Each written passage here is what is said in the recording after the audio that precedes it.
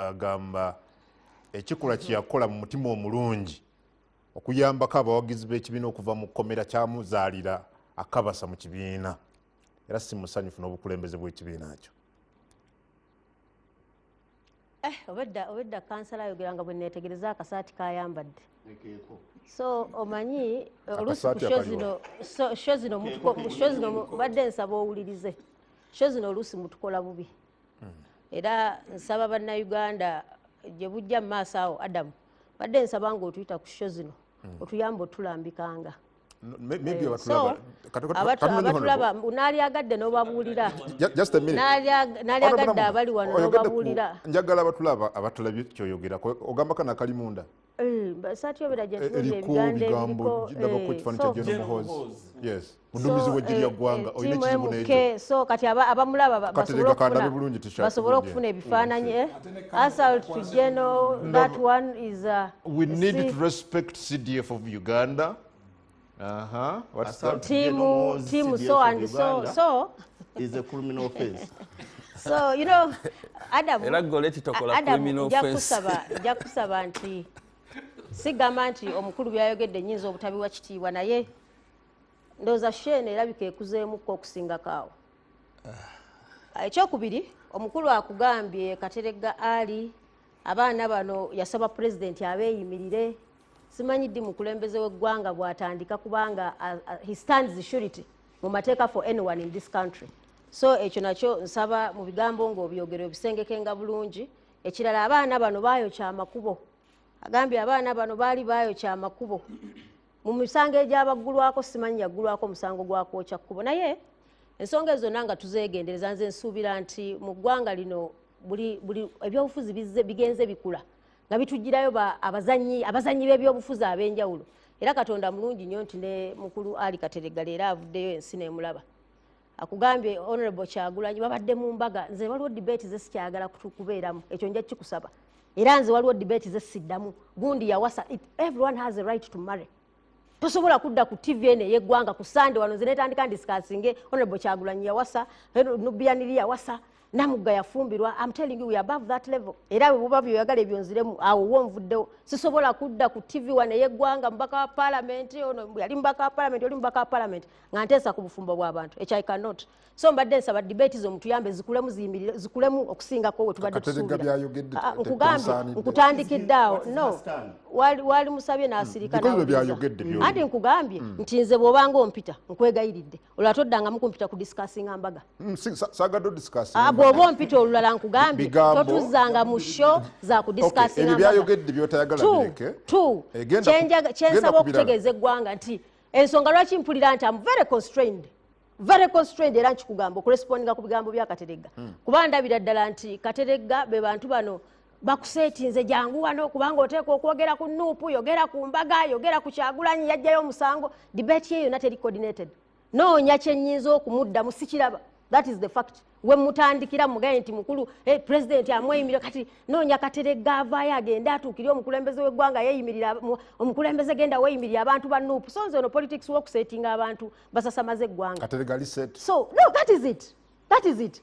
Kubanga bakusetinga jangu oyogere ku Nuupu ekibiina saawa eno kirimu nja kivamu. Everyone has a right. No, please. Mbadde nkusaba ku bantu ekitiibwa. Otherwise mbadde nkusaba ku bantu ekitiibwa. Obadde oyogera everyone kept quiet. So mbadde nsaba bwe tuba tutwala show zino tugezeeko okuba tuwa bannayuganda ekifaananyi ekijjayo Shene ekitiibwa. Number 1, National Unity Platform kibiina. Omukulu yajja mu kibiina, he had his reasons. So omuntu waddembe okuba mu kibiina kye kimu ne yeegatta ku kirala. No one you see offense. Honorable Kyagulanyi yajjayo omusango mu kooti. He was very clear. Ekira tewali akugamba nti Honorable Kyagulanyi teyajjayo omusango. Omusango gwavaayo kubanga twalina ensonga zaffe ng'ekibiina. Naye nsaba okutegeeza eggwanga nti omukulu abagambye abaana baali kalangala naye yali agenda kukwatibwa naye incidentally tebaamukwata. Yagenda okulaba Nubianiri nga bavaayo ate ba Nubianiri tebaddanga mu kooti. Honorable Kyagulanyi kyali in charge of Uganda courts. Bwabanga baawa ba Nubianiri bail ne batadda mu kooti sirowooza nti ekyo ekibuzo kya Honorable Kyagulanyi. Kooti yonna ng'empadde bail kooti ye demanding okudda kwa Namugga mu kooti si Kyagulanyi yabazaayo mu kooti. So nsaba omuntu ne wobanga olina kye bakusindisa okwogera at least tubeemu with some sense of reasoning nti nsobola okukkiriza n'enjogera kyendaba nti wano Kyagulanyi kino kiri mu mikono gye oba tekiri mu mikono gye. So nsaba okutegeeza eggwanga nti Nuupu ng'ekibiina tugoberera era tukubiriza eggwanga Uganda okugoberera enfuga ey'amateeka. Tuli basanyufu nti abaana bano baavaayo.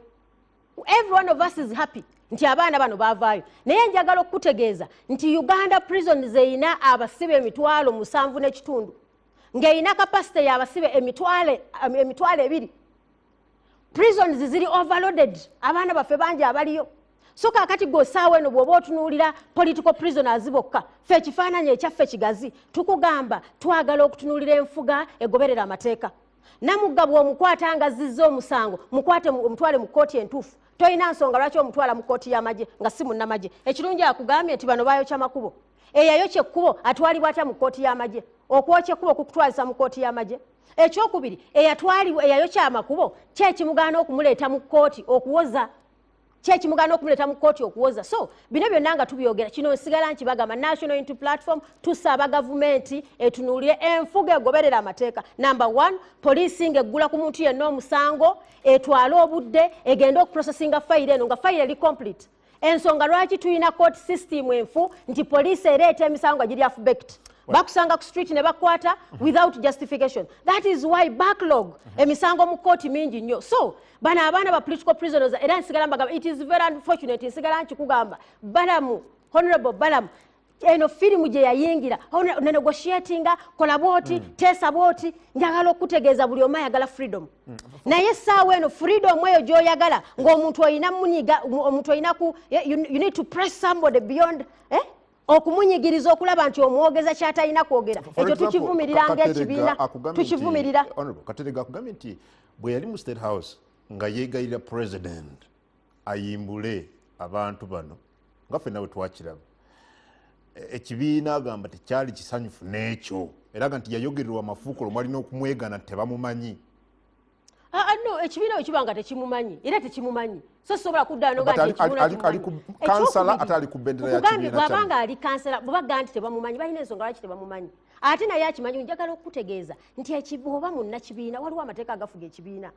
Bw'abanga munnakibiina ye akugambye agenda mu State House. Bwe yagenda mu State House ekibiina tekirina structure. Gw'obuuza Katerega nti baakusanga ku street y'e Masaka ne bakutwala mu State House. How many people have longed to go to State House? Nga bali balina ensonga zaabwe bali agadde okulaba omukulembeze gwanga tebamulaba. Omuntu akubuuza nti Katerega how did you get there? So bino ebintu by'okusetinga abantu. Katerega avaayo ovumirire Nuupu nze ndowooza politics is beyond that. Awo twavuddewo era njagala okubagamba bangi abajja okufaananako ng'ono bajja kubasetinga mukole propaganda yonna njagala okubategeeza Nuupu tegenda kuva ku mulamwa. Tugenda continuing okusaba gavumenti eno nti goberera enfuga ey'amateeka twagala prisons zibeere decongested. Bw'oba okoze fayiro nga poliisi fayiro eprocessingibwe. Bano abaana be mwasiba emyaka 4 nga tebaleeteddwa mu kkooti tusigala tukivumirira ne be mwakasoga okukkiriza emisango Olivia Luta yavuddeyo n'ayogera. Yayogedde nti bane bino bibanjogeza ekituufu saabikola ne Honorable Balamu namugamba nti gino emisango saagiza but because I wanted freedom nenesanga nga nfulumye. So nga Nuupu tetugenda kuba intimidated by anyone. No. Ba propagandists bajja kukozesebwa mu angles zonna but we shall stand firm. Twagala nfuga egoberera amateeka. Honorable Gorette Namugga njagala kumulamu katono gwakyaliko NBS ego bwe tukomawo nfune abakulu abalala nga boogera ku nsonga zino. Honorable Namugga akugambye nti omu ku 19 abayimbulwa mukyalo Olivia Lutaaya yaga nti bo tebazza ku misango gino. Naye ate omulala amanyiddwa nga Sanya Kakooza Muhaidin yagamba nti emisango bagiddiza ddala era be baali emabega w'okwokya amakubo lyazadde bwamulaba ku Sanyuka TV era laga nti balina obubinja obw'enjawulo omuli ne ke bayita bali bakola effujo n'emisango bagizza. We tujja mpulira abakulu bano kyeboogera balamu kasasira lyokaziika abantu era ne tulaba gavumenti ng'ejjo okureactinga nga bwe tukola. Do you think there is a problem with government bwe kituuka ku njega zino bebigwa bitalaze? So ku bigwa bitalaze byokka. Gavumenti ya Uganda kati okupulaninga kwagaana. Gavumenti eno eri very reactionary. Ye ebyayo erinda biguddewo n'eraba ekiddako. Naye nze oluusi mba mbuuza nti oba bino ebintu balina ababifunamu. Waliwo abafuna mu njega zino nga zigudde because disasters zino by the way bulimu abafuna mu disasters seriously. Wansaba okubuuza nti bwe baali bawa Bulambuli district in 2010 bakimanyi bulungi nti the area is mountainous era eri prone to flash whatever floods. Bali very aware. Kati bw'omala okimanya, what do you do as a country? Plan for them, plan for that area. Bateekere.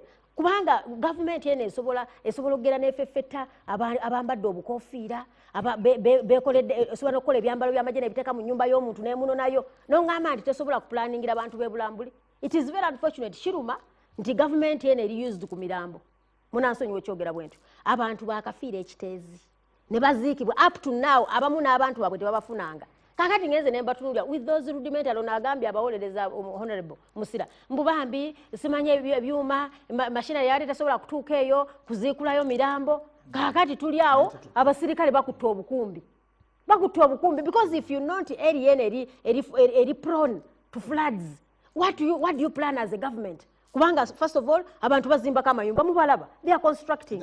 So bwabanga bazimba ani avunanyizibwa ku bantu bano. Musira tugambe nti kati eno government fenda buli omu yefeeko buli omu akolenga bwayagala. That is why eggwanga lino lina department ya planning, physical planning for everywhere. Uganda has become a planning area everywhere. Kati tubuuza baba e Bulambuli bo plan yaabwe kwefaako amatabawo gajja floods bwe zijja abantu bafengawo basanze. This is not the first time. So bino ebintu byewuunyisa era bwe ngamba nti bino balina ababifunamu. Are there people benefiting from this? But bw'otunuulira ka budget ka ministry ya disaster ka budget even ne disaster management plan bakagikola nga wano mu parliament after a long time of demand nga tubasaba disaster plan eriruddawa.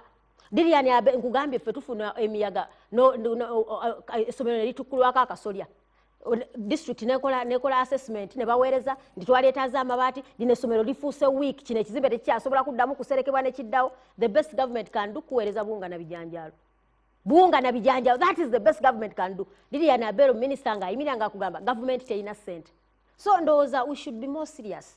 Government ya Uganda eteekwa okuvaayo etandika okulumirirwa abantu baayo. Olwayinza okugaa nti Namugga singa mwali badde mmwe mwalikoze eki. This is why we give you money. Tubawa ssente, we give you structures okulaba nga you can plan for our people. It is very unfortunate nti abantu baafudde.